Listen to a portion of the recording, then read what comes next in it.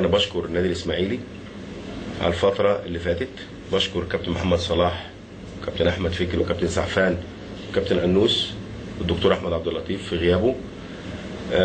أنا صراحة كنت مبسوط جدا وأنا موجود معاهم، لأن أنا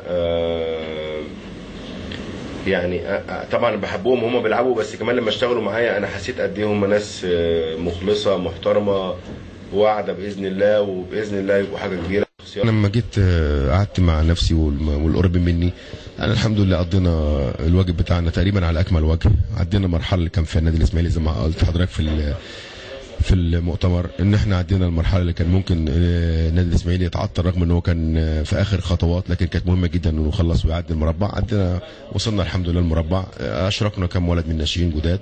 المرحله اللي جايه في زمن يسمح باختيار مدير فني، وفي زمن يسمح شهر تقريبا باعداد الفريق على اكمل وجه. فده حريه اختيار للناس وحريه اختيار ليا عشان نقدر نقيم اوضاعنا بواقعيه واحترافيه، لان انا مسكت مهمه بدون اي اختيارات وبدون اي وضع او بدون اي حاجه كانت تلزمني غير ان انا احترم الكلمه واحترم المكان وقيمته وجماهيره. مش هنسمي ولا اقاله ولا استقاله، هو اعتذار، والاعتذار كان مفاجئ لينا اصلا كجهاز معاون ليه، ودي حاجه من الحاجات اللي اتمنى ان نعيد فيها المناقشه تاني من اول وجديد، لان برضو التوقيت صعب جدا. انا شايف الكابتن محمد مع احترامي لكل الاسباب اللي هو كان بيقولها، لكن التوقيت نفسه ما اعتقدش ان هو هيبقى كفيل لمجلس الاداره ان هو يختار مدير فني جديد في التوقيت ده، خصوصا ان الفرقه بالنسبه لاي حد يعتبر بتشكل جهاز جديد في توقيت مهم جدا، ومقبلين على مرحله صعبه جدا بعد ماتش بنزرتي وداخلين على الدوره الرباعيه.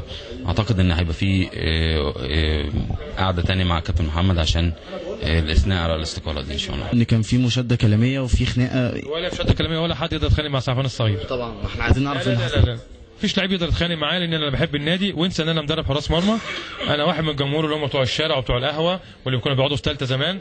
لا، انا لما اشوف لعيب في الملعب ما بيعرقش ما بيتعبش، انا لسه بحكي لك على عميد احمد حسن اللي هو احسن لعيب في مصر وعميد اللاعبي العالم، طول عمره في مكالماته وفي مداخلاته في احاديثه يقول لك خير النادي الاسماعيلي بعد ربنا، خير الاسماعيلي عليا، وانا عمري في حياتي ما هنسى فضل النادي الاسماعيلي. واحد اعلامي قال لك اصل هو ملوش نفس يلعب في النادي الاسماعيلي. لا، النادي الاسماعيلي ليه ملوش نفس ليه يعني؟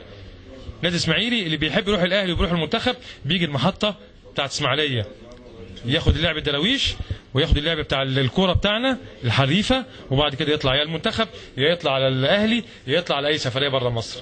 فاللي يلعب في النادي الاسماعيلي يحب النادي يشيله في دماغي، اللي ما يحبش النادي الاسماعيلي لا يعتذر يقدم جواب، ما فيش مشكله. الاسماعيلي ما يوقفش على حد، اصل يعني محمد صلاح ابو جريشه مش بطل كوره، وتاكا مش مشي، العجوز مش بطل، خالد بيبو مش بطل، سعفان الصغير مش بطل، هجيب لك من اسامي مين تاني. النادي ما بيقفش على حد، اللي بيحب النادي نشيله في دماغنا.